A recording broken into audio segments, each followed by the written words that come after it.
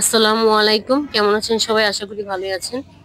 তো আজকে রান্না করলাম চাপিলা মাছ আলু দিয়ে, আর মাছের লেজ ভর্তা করলাম, নলা মাছের লেজ। আর এটা হচ্ছে বামলা মাছের শুটকি ভর্তা করলাম। আর বাচ্চাদের জন্য আলু ভাজলাম, কারণ বাচ্চারা এই শুটকি ভর্তা, লেজ ভর্তা এগুলো কোনোটাই খাবে না, চাপিলা মাছও খাবে না। আর ডাল রান্না করলাম। তো ভিডিওটা ভালো লাগলে যারা আমার ফেসবুক পেজ থেকে দেখতেছেন তারা আমাকে ফলো করে পাশে থাকবেন, আর যারা আমার ইউটিউব চ্যানেল থেকে দেখতেছেন তারা আমাকে সাবস্ক্রাইব করে পাশে থাকবেন। সবাই আমাকে সাপোর্ট করবেন। তো দেখতেই পাচ্ছেন সবকিছু নিয়ে নিলাম, রেডি করে নিলাম।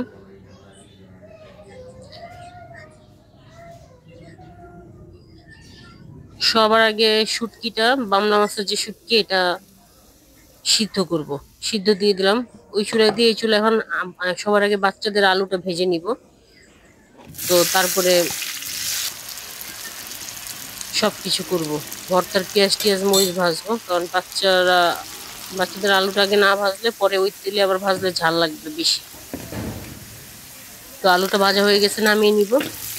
এখন শুটকি ভর্তা, লেজ ভর্তার জন্য পেঁয়াজ ভেজে নিব আর শুকনো মরিচ ভেজে নিব। পেঁয়াজ ভাজা হয়ে গেছে, শুকনো মরিচটা উঠিয়ে নিব। এখন লেজগুলো ভাজবো।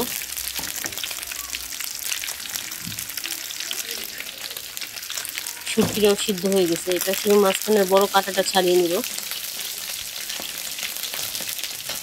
এই বামলা মাছের শুটকিটা ভর্তা করলে যা একটু খাওয়া যায়, এই প্রথমবারই খেলাম আমি, মানে এই ফার্স্ট টাইম এই শুটকিটা খাইছি। আর একদিন রান্না করছিলাম লইট্টা মাছের সাথে, ভুনাও করছিলাম একসাথে, দুইটা মিলে প্রত্যেকটা উঠে উঠে ফালায় দেওয়া লাগছে। এত লবণ খাওয়াই যায় না। যে ভর্তা যে করছিলাম এটার মধ্যে কোনো লবণ দিব না, এই শুটকিটার মধ্যে অনেক লবণ। তো এটা চাপিলা মাছের জন্য লবণ দিলাম, হলুদের গুঁড়া দিলাম, মরিচের গুঁড়া দিব। পানি ছেড়ে আগে আলুটা দিয়ে দিব, কষাবো।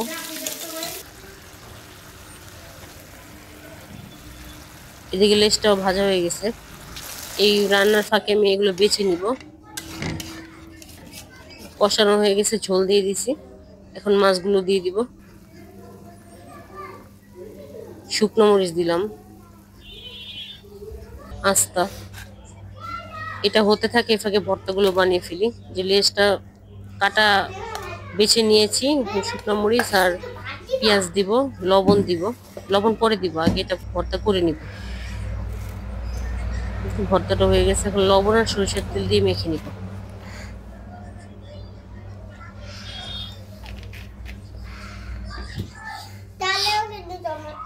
যে হয়ে গেছে মাছের লেজের ভর্তাটা। এখন এই শুটকিটা ভর্তা করব। মরিচ দিব, পেঁয়াজ ভাজা দিব। আর মাশাল্লাহ, লবণ তো লাগবেই না।